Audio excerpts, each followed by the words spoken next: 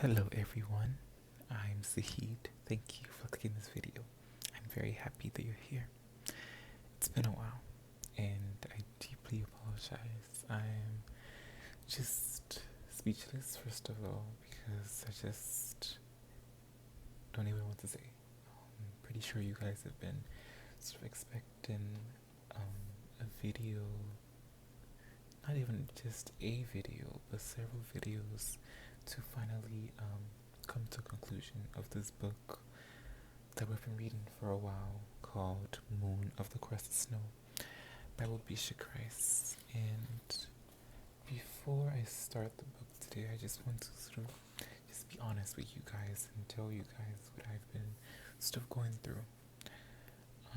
So to begin, I recently just finished my first semester at my community college, and it was definitely a semester of a lot of just lessons. Overall, I'm grateful for the opportunity that I had this semester to just meet different people, to have a variety of professors, learning new things. It's always just very meaningful for me to be in that certain academic space, and so overall, for the most part, went well, and I'm looking forward to the next semester. But the main reason I've not really had time to make videos is because I have had, since the starting of December, I've had a lot of just busy things I've had to do. Particularly, I've had a lot of finals and like exams to end the semester. So that has taken a lot of my time, and then I've just been having a lot of other things I've been wanting, but I've been having to do, such as dealing with certain family stuff. Life has definitely been lifing, and when I say that, it's not necessarily in a positive tone. It's really been lifing, and a lot of things have just been getting thrown at me, and so that's made it quite difficult for me to even sit down and feel comfortable enough to even make a video, because I've just not been in the right mental state. But it's life, and life has its ups and downs, and the question is, how do you sort of move on from that? How do you be resilient enough to continue pushing yourself? And so this is me pushing myself to continue to do what I love, and that's reading. And reading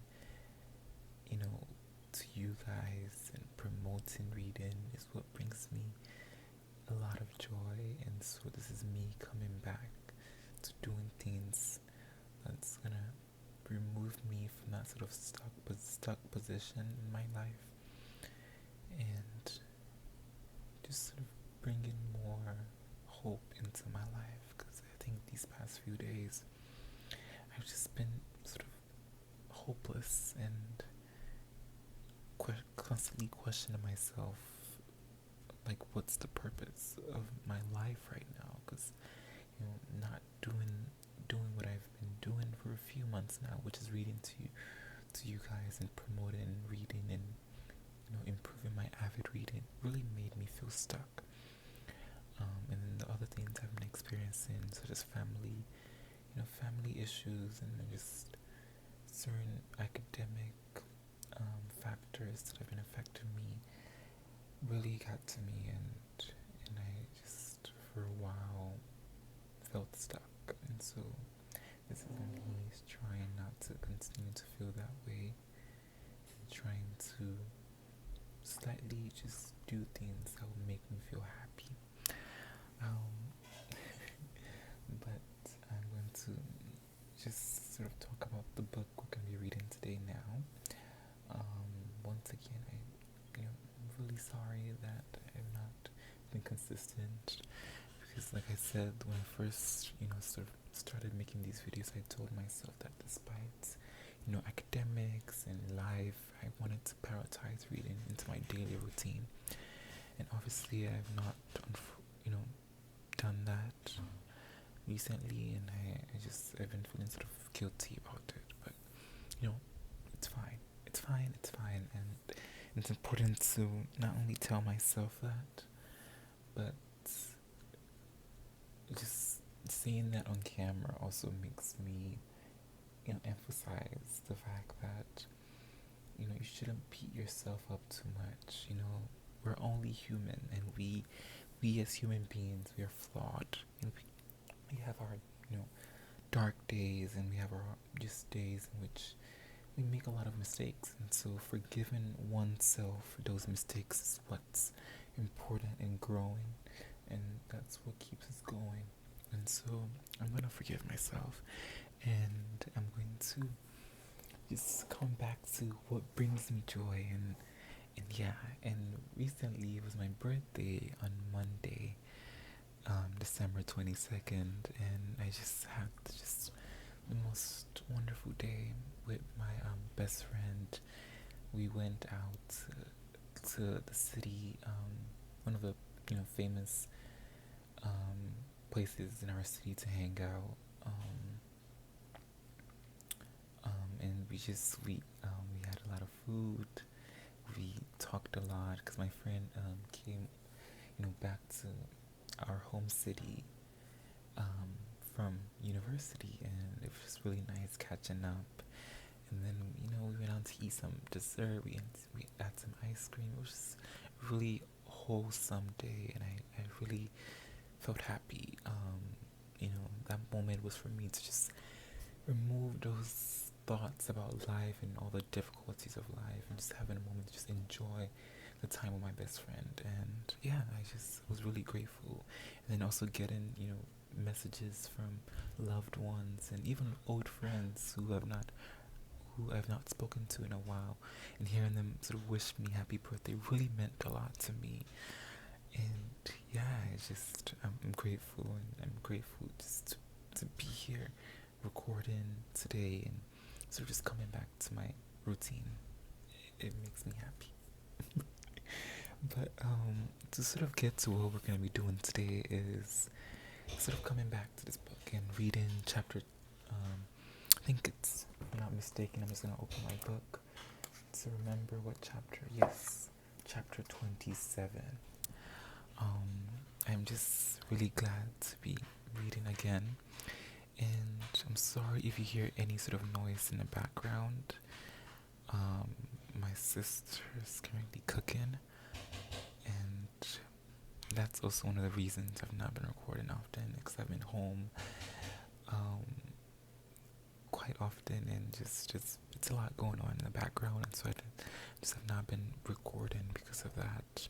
Sort of not wanting noise in the background, but sometimes you have to do what you have to do, and I told myself that with creating this YouTube channel, I have to keep it as real as possible, and that's just me being real. This is what I have in my life, and so we're going to enjoy this journey together.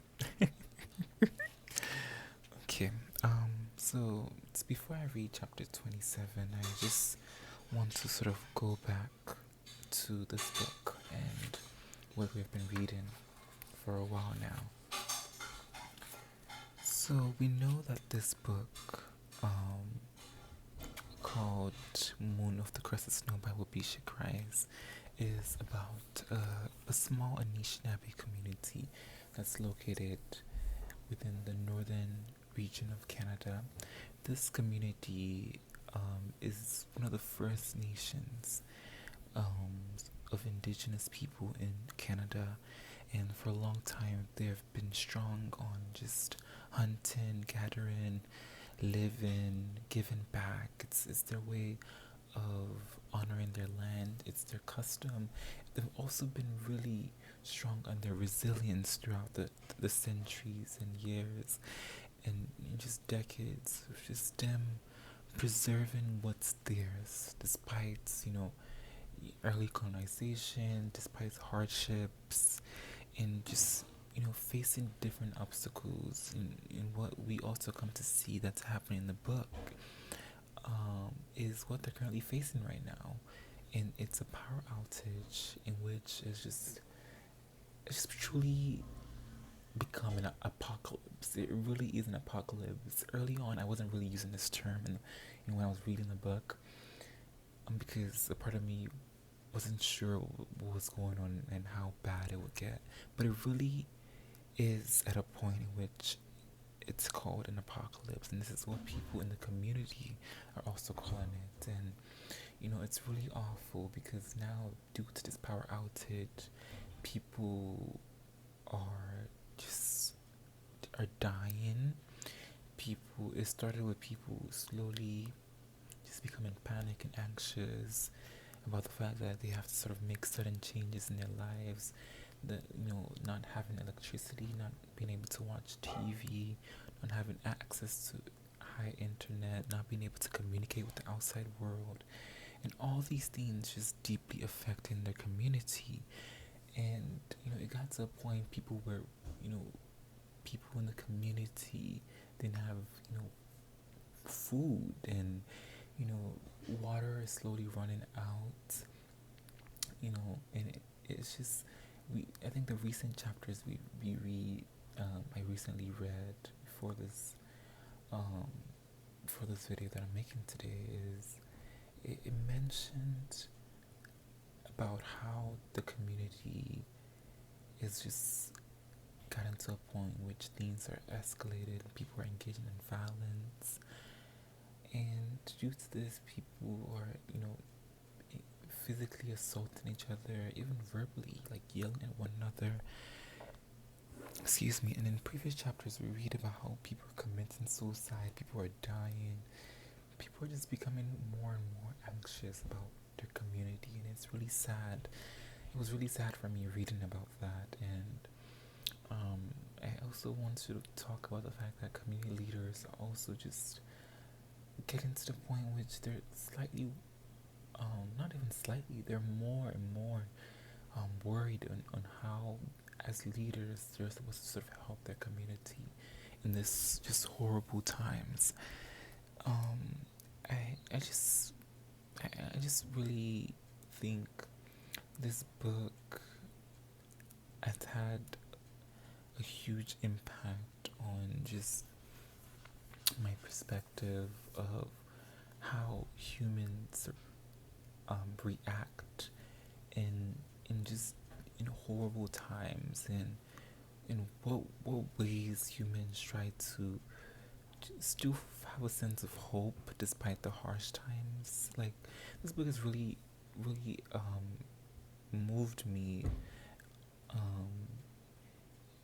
on how just human motives, attitudes, and emotions change constantly throughout this book, and how people are trying to just find hope in even the hopeless times, and how people are reacting due to the unfortunate circumstances that has been thrown at them. And so yeah, it's been really interesting and moving reading about that.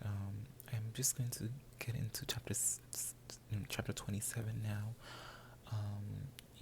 We're about to be at the end of this book, and I don't want to continue to procrastinate, and so this is me, like I said earlier, getting back to the routine and trying to do what I love the most, which is, promoting reading and emphasizing just the importance of how reading really pushes us to critically think, and forces us to see the different perspectives of human lives and just stories across the world, And like I mentioned when I started doing this chapter series, my first time reading indigenous / Canadian literature, so it really is moving and really meaningful for me.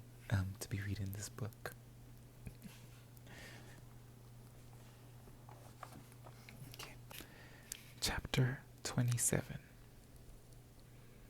Even stuck the red match head against the gritty side of the box. A tiny orange flame crackled to life, giving off a small puff of gray smoke. The sulfur lingered for a moment, stinging his nostrils, pinching the match between his calloused, dirt-stained thumb and forefinger. He turned the match to let the flame crawl along the small wooden stick. It began as an orange teardrop and stretched as it crawled along the stick. As it elongated, the flame peaked at either end like a smile. The cold air above it shimmered from the small pocket of heat. The fire crawled away from the match head, leaving curved, charred remains that almost looked like a burnt tadpole. The flame mesmerized Even, and he didn't realize he was under its spell until he felt it burn his fingers. He shook the flame out and threw the match on the ground before lighting another. He lit the second one and, after letting it burn for a second, placed it in an opening in the meticulously piled wood in front of him. The burning spruce and pine smelled familiar and comforting as the orange flames emerged from the heart of the pile. A gray plume rippled upwards through the opening in the green canvas tarp above him, blending with the overcast sky that peeked through. Even sunk back to sitting on the old brown sleeping bag and savored the peace as the fire crackled into life in front of him. The ground around him was clear of snow. He had shoveled out as much as he could on his last trip here, and the fire he'd lit during that visit had warmed the interior enough to melt away the remnants. This was Evan's secret project, a shelter in the bush that he had begun the day after the food brawl, a backup in case he and his family needed refuge from whatever turmoil might eventually consume his community. He had begun by chopping the long, straight, narrow spruce trees that would be the pillars and stripping their bark. A few days later, he had sledded out the 3 thick canvases, one at a time. Each trip took a full morning. He came back a few days after that to dig out a fire pit and drape the tarps over the teepee frame. Here he was, weeks later, beginning to outfit the safe haven. A pile of neatly folded wool blankets lay on the ground on the far side of the structure. 2 boxes of assorted canned goods were stacked on the right. He planned to wrap the boxes with some of the blankets to insulate them from freezing temperatures that would last another couple of months. He would have to rebuild the structure in the spring to let the poles cure properly, but for now, this experiment seemed to be working. Even looked over the dancing flames at the load he had just dragged over the snow. He slid his right hand into the pocket of his parka and pulled out a small purple drawstring cloth bag that had once held a stubby, heavy bottle of whiskey. Its contents rattled as he bounced the satchel lightly in his cracked palm. The bag held a simple can opener and 10 small boxes of matches, an emergency supply to open the food and start a fire should he and his family have to escape to this tent in the bush. He surveyed the ground around him for a place to bury the bag. He felt about under the composing leaf that had been crushed into the yellow grass by the snow. The vegetation felt damp and below the ground was frozen. He slammed the heel of his boot into the earth, and a shock reverberated through his foot. The ground was still too frozen to dig, but the fire had warmed the inside of the tent. Even stood up to take off his heavy parka.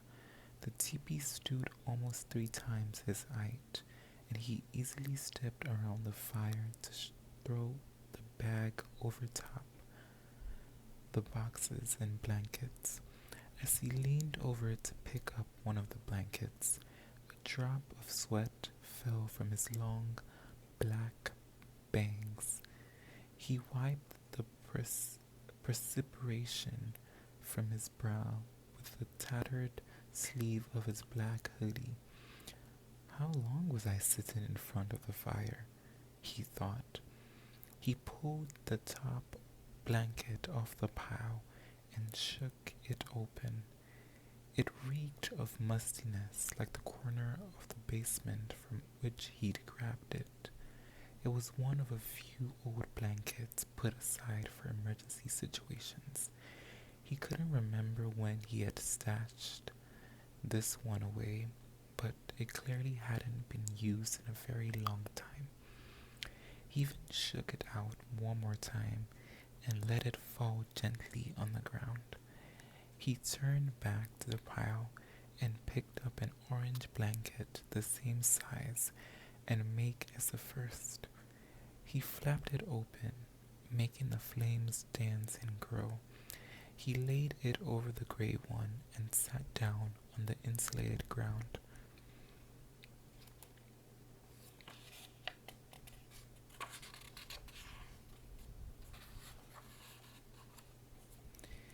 Sitting cross-legged, he stared into the fire, then leaned on one elbow so he could stretch out his legs.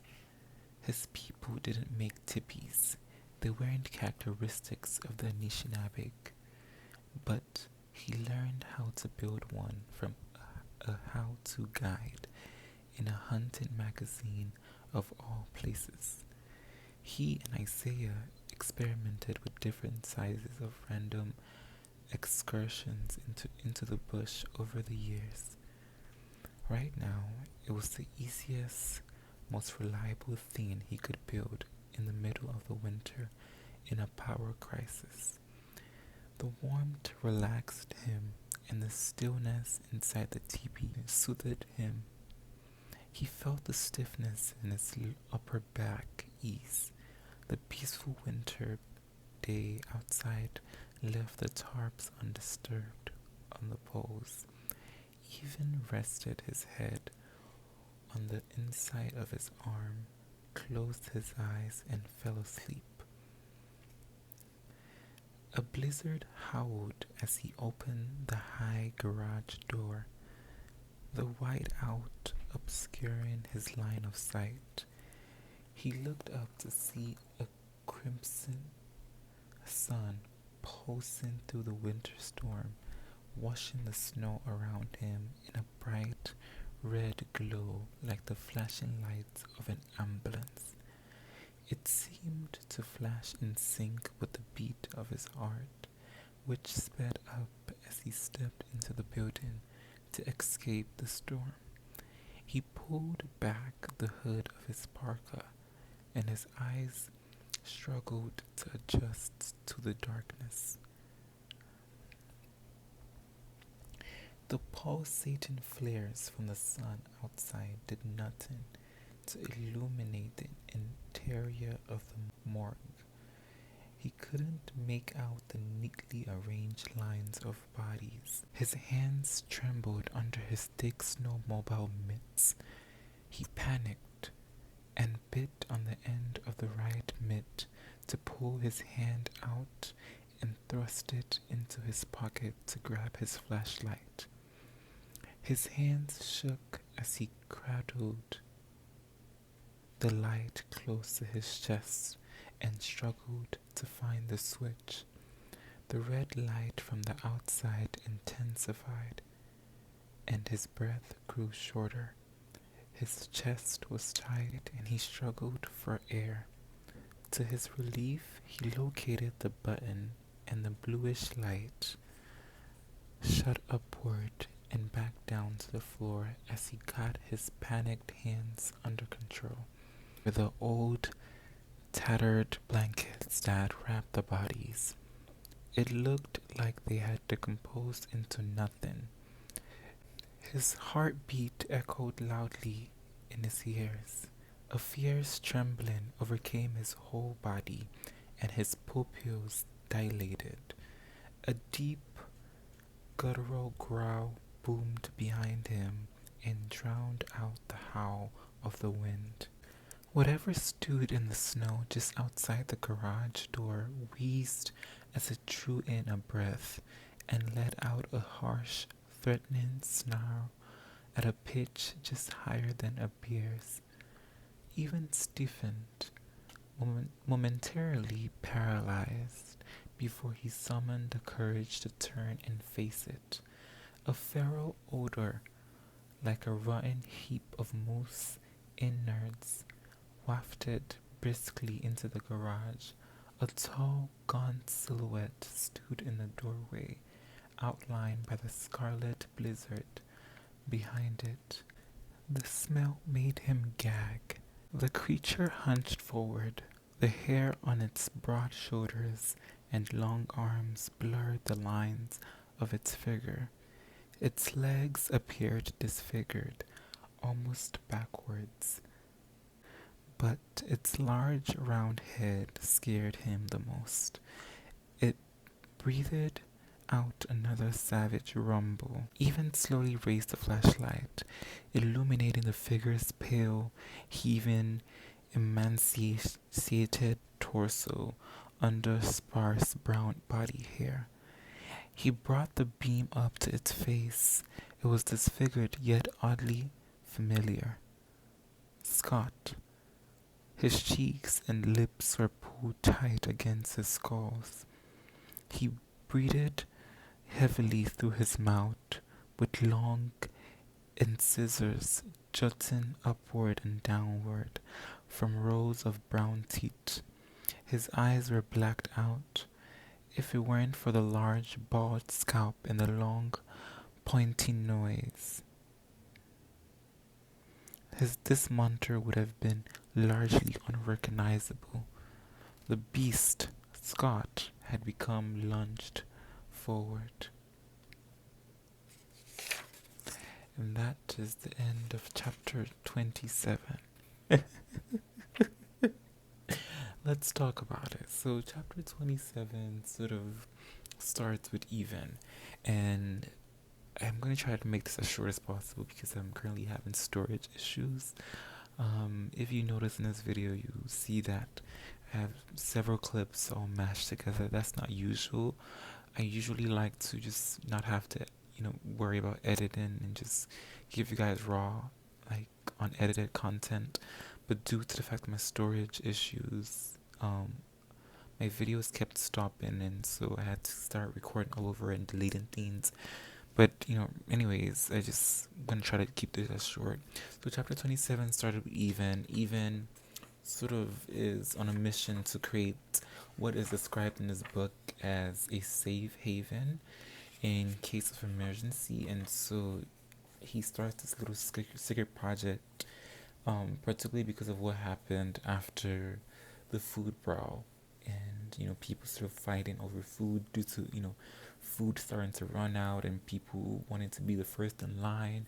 And, that escalated into violence. And due to that, so Even So I decided to create a shelter in the bush, in a case that his family might need a safe place to be when this circumstance that they're currently in finally sort of consumes their community. And so we sort of have a moment about when Even is trying to do that. And I think in this chapter there were a lot of very descriptive words of sort of how Even was doing what he was doing, and the weather, the conditions he was in, and it was just really interesting. I felt really grasped into the setting in that specific moment, just based on the descriptive words that the author used in this specific chapter. And then later we come to have a moment that's slightly dark, because we Even comes across something which was apparently Scott. It was slightly confusing to me at first, and I've read it about 3 times now. Well, I think me doing it on camera was like the third time me reading, because I've had other videos in which I've done, and then when I checked to see it was recording, it was not recording. So yeah, that's the story of my life. I sometimes record videos and then I think it's recording, and then when I look, it's stopped due to my storage or something. And so I've read this a while, and I'm still slightly, I don't know, maybe because I'm just not in the right stage of the fact that my phone just keeps stopping and stopping, but I'm kind of confused towards the end. But I think, based on what I read, the person in which the author was trying to describe as a monster or a beast was Scott. My video literally stopped when I was talking, but anyways. But yeah, I really think it has to be a way that the author is trying to symbolize something, and I'm not sure how, like, Scott was kind of described as I'm kind of slightly confused on this part, but what if it's a dream? What if it's a dream that the author is including? I think this is something we've seen in some other chapters, how the author waubgeshig sort of uses dreams to communicate sort of what's going on in the community. Like I mentioned in another chapter, dreams are sort of literally based on things that are currently happening in our lives, or things that we are fearful will occur in our future. And so the idea of the author sort of portraying Scott as a beast sort of makes sense. People are having worry feelings about Scott. People don't exactly trust him. People see him, especially with what he recently did at the band council sort of office, or was it the office? I'm not sure. Excuse me if I'm wrong, but where they were passing out food, and then Scott sort of comes in with the guy he was with. I don't remember his name, unfortunately. I'm sorry, but he was with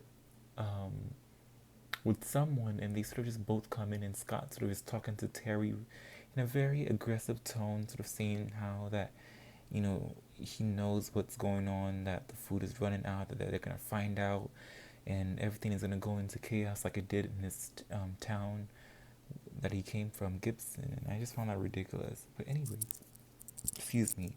To sort of just keep this short, chapter started with Even doing something he's kept a secret for a while, which is building a safe haven for his family in case this circumstance finally escalates, and people start becoming panic and things just get to a really bad position. It's already slowly getting there, but just in a state of that, Even decided to go with the traditional ways and do something to keep them safe during those times, if those times do come. You never know. But yeah, I like the whole idea of him sort of building it, setting a fire, and then getting some blankets and hanging out there, and him just sort of Yeah, oh yeah, it is a dream. Sorry, I just saw a part that says even rested his head on the inside of his arm, closed his eyes, and fell asleep. And that makes sense because shortly after that, that was when we have the dark moment in which, the blizzard howled and, and then a beast comes in. And anyways, but yeah, despite all the turmoils, I just want to say thank you so much for watching this video. If you enjoyed this video, please kindly subscribe, like, and comment. And before I end this video, I just want to say please watch my previous videos if you haven't, and the remaining few chapters are left for this chapter series. Please stay tuned for that and continue to support, and I appreciate it so much. Thank you. Bye.